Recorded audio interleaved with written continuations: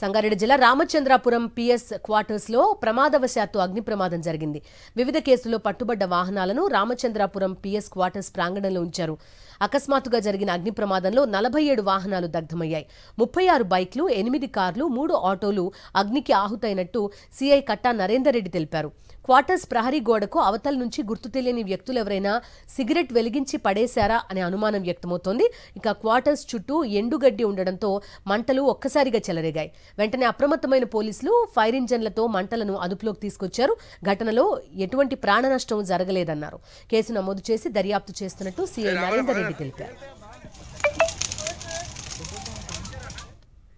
సంగారెడ్డి జిల్లా Ramachandrapuram PS quarters లో ప్రమాదవశాత్తు అగ్ని ప్రమాదం జరిగింది.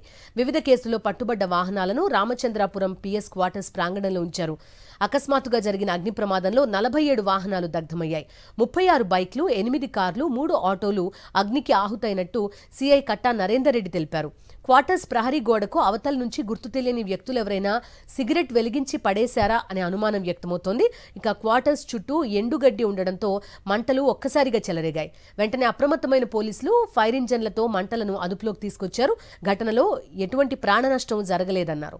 కేసు నమోదు చేసి దర్యాప్తు చేస్తున్నట్టు సీఐ నరేందర్ రెడ్డి తెలిపారు.